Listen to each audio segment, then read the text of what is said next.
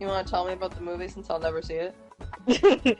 Sure. That was a spoiler warning for anyone watching this. Our whole, like, Assassin's Creed Let's Play is us spoiling the Flash. That's true. To sum it up, so Barry's the Flash, and his mom got murdered when he was like 10 years old, Okay. and his dad got accused of being the murderer, and his dad's innocent. We all know for a fact his dad's innocent. Okay.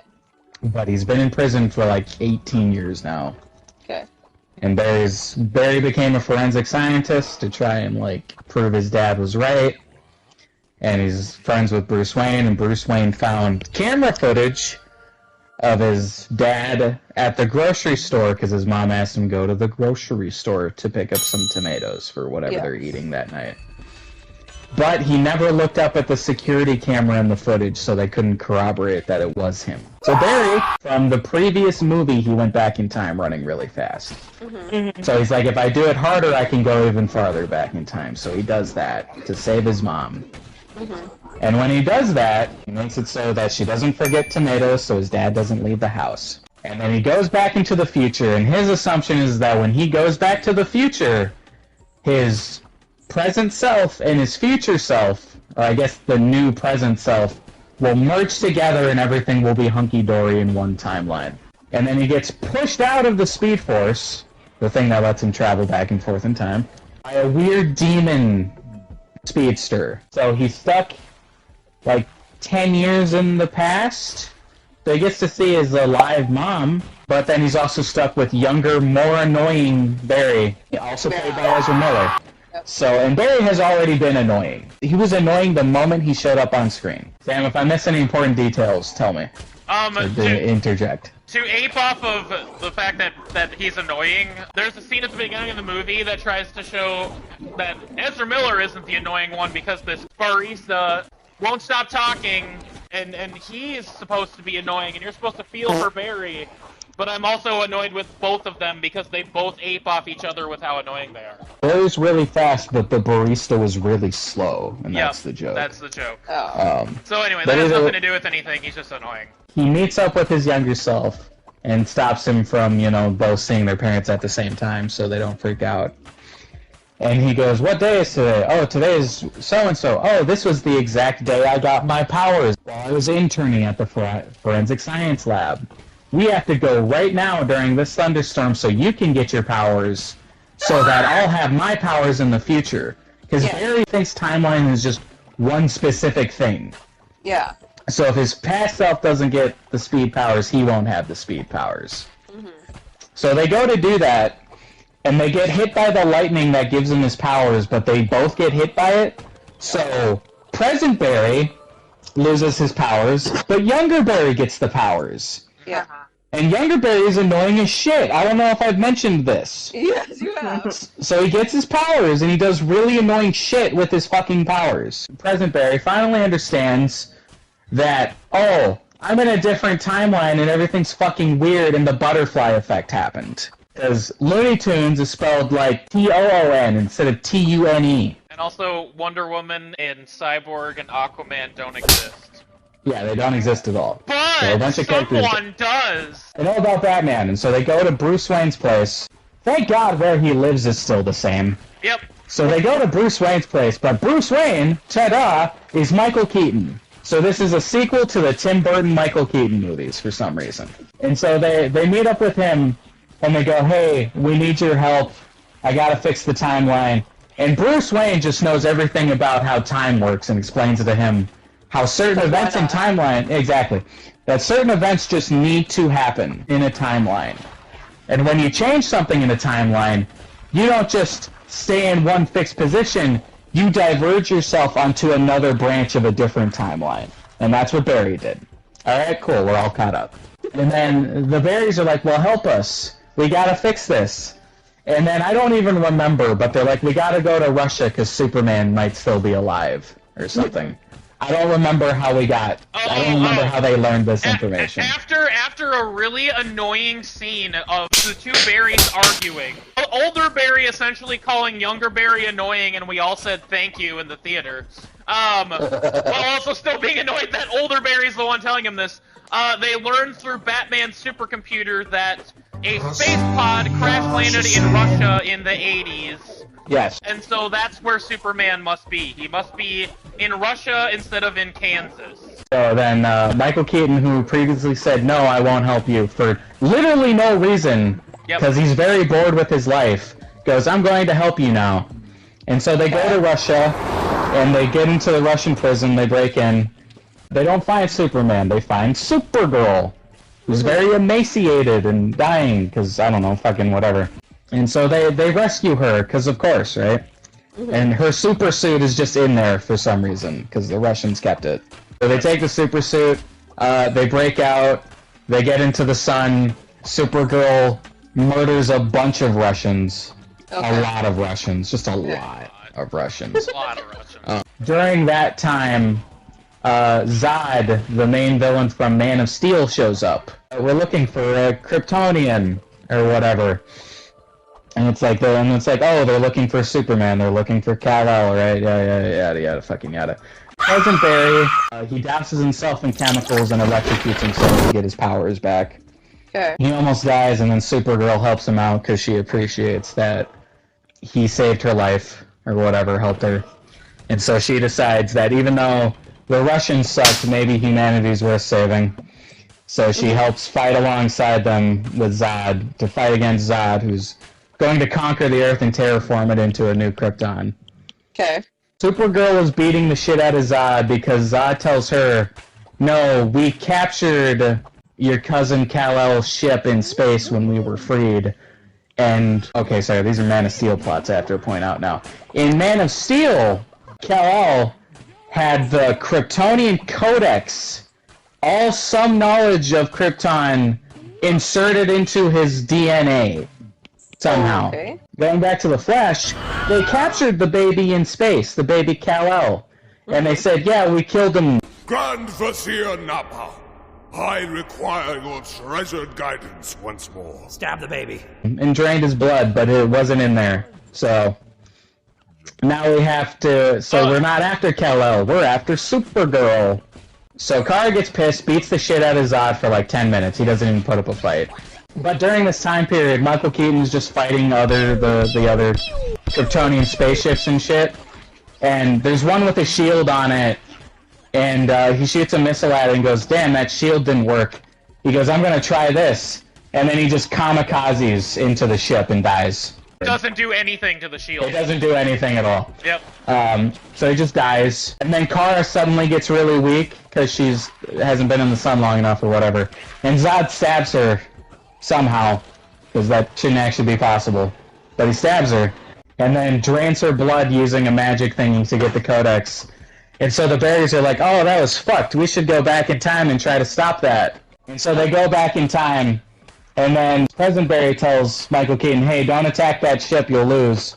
And he goes, okay, I'm gonna go attack a normal Kryptonian. Keep in mind, all of these Kryptonians have Superman-level strength right now, because they're all on Earth. So, he attacks the biggest one, and that one goes, wow, that's fucking weird, and it attacks his ship. And Michael Keaton ejects out of it, starts planting bombs on the thing, on the big hulking Kryptonian, and the hulking Kryptonian goes, fuck that, takes Michael Keaton and just slams him into the ground. But Michael Keaton puts a bomb on the back of his neck, which knocks out the Kryptonian, somehow. Michael Keaton stands up for a second and then drops down and goes, I'm dying, Barry. And then it's kind of implied he knows he was brought back one time somehow. Or there's supposed to be an arc of that they brought him back to be Batman one last time, so he feels fulfilled in his death. I don't know. It was really dumb. So anyways, he fucking dies. Michael Keaton dies again. And then Kara dies again, in the same way by Zod. And then Barry, younger Barry, gets really fucking... It's an option I present people, always. Hi. And always just knock you out, and then you won't have to panic. Right, you just gotta knock You just people let me out. know. Yeah. No? Yes? What? You know, he's horny for Supergirl, real bad. Like, real bad. Like, Yeah. really bad. Yep. And so, they, using their speed lightning powers, blow up the hulking Kryptonian with lightning, and younger Barry gets a giant piece of shrapnel stuck in his arm that looks like a blade now. They go back in time one more time, but Barry comes to the realization that, oh, this world is doomed, and I just have to let it go. I have to go back in time and make sure my mom dies because this world is doomed. This goes back to when Michael Keaton said, there are fixed points, and people just have to die sometimes. So in this world, Batman and Supergirl always die, and there's nothing you can do to change that. A very superheroic thing, right? There's nothing you can do. Don't fight against fate. Give up. Just let it happen. Just give up. Yep. All the time. So this world's fucked. Younger Barry goes, fuck that, and goes back in time, I don't know, countless of times. And then here comes the time paradox that happened. Do you remember the dumb demon speedster I told you about, like, 20 minutes ago, whenever this rant started? Yeah. Okay, so that dumb demon speedster comes back, because present Barry is going to try to stop younger Barry. And the demon comes back, and that demon is actually younger, older Barry, who has been doing this for, like, thousands of years. Ah, okay. And like while he's 80. doing this, the timelines start crashing in on each other, and giant orbs of the multiverse start to open up, and you see, this is the worst part of the movie. Here comes the horrific CGI, the deepfake CGI. You see original Christopher Reeve Superman and Supergirl in horrible, horrible CGI, looking at this rift in space open up, and they don't do anything about it. You see the original 1950 serial Superman actor Oh my god. who hated Superman, and the role ruined his life, and he killed himself because of it. Everyone was like, that's in really poor taste, you really shouldn't have put him in there. There was the one off-brand one where it's you see a Superman fighting a giant spider, and that Superman was Nick Cage from the canceled Superman Lives movie. Yep. So you see Nick Cage in a Superman suit. Yep. And then you see random offshots of Adam West Batman and other really dumb shit that doesn't matter. That really, it was just cameos. It was actually just cameos and had nothing to do with anything. And so, You remember? member? It was literally member berries. Younger Barry goes, oh man, this is really fucked up. We really are destroying the timeline. We should stop. Demon Flash goes to stab present Barry, and then younger Barry takes the stab to the back, killing him, and in doing so, killing older Demon Barry Flash. Yeah. I haven't mentioned this. The Flash has super healing. Why? Well, because he's the Flash and he's fast, yes, actually. Okay. Everything about him's fast. And there's a point made in this where when they got hit by the lightning, they had burn wounds, and younger Barry healed immediately. And then later in the movie, he gets shot in the leg, and that doesn't heal for like 10 minutes. Nope. So it doesn't make any fucking sense. And so younger Barry dies. Barry learns his lesson of, okay, I gotta let things go. This world is fucked. So he goes back in time. There's the best scene in the movie where he has this really heartbreaking moment where his mom, who doesn't know who he is because he's an adult at this point, this really sweet moment where she like gives him a hug and gives him like some friendly advice, you know? Because he just seemed like a guy to her that was having a bad fucking day. One of those things where like someone comes up to you in a grocery store and it's like, you look like my dead mom, and like those Reddit stories or whatever that are probably Yeah. fake, but it's that basically. Yeah. It was the best scene in the movie. Mostly carried by the mom actress. But anyways, he takes the can of tomatoes from her cart, puts it away. He looks up at the camera. Pay attention. He looks up at the camera. But he goes back to the present. And everything's normal. He's at his dad's courtroom hearing where they are now showing the evidence. But this time, his dad looks up. Because Barry changed the tomato cans to be the top of the shelf instead of in the middle. So his dad looks up at the camera, changing the timeline. Yes. The thing he just learned not to do. Yeah. And so when he steps out, he gets a call from Bruce Wayne, his best pal, Ben Affleck Bruce Wayne. And from a crowd of people, when Bruce Wayne pulls up in his swanky-danky little fucking car, out steps George fucking Clooney. I called that, by the way. Sam called that. it. Sam I called said- it. I leaned over to Will. Will was like, do you think there's going to be any other cameos in this movie? I said, I think George Clooney Batman's going to show up. And we got to the end and we both felt it when that scene happened. No. And here he comes. He comes stepping out. And so Barry is now in another timeline where everything is the exact same, except George Clooney is Batman. But, just to be clear, because the end credits scene clarifies it for you, Jason Momoa is still Aquaman. Yep. Because Aquaman 2 comes out after this movie for some reason. The movie is just fucking terrible. The CGI is god-awful. It is actually terrible. Yeah. There are very few times where it looks nice. It is all Uncanny Valley horror garbage. There's the opening scene at the beginning of the movie where he's running, and it's some of the worst superhero visual effects I've ever seen in my life. It's fucking awful. It's really bad. Well, thank Yeah. God that it didn't do amazing. Because No, it is that wasn't it.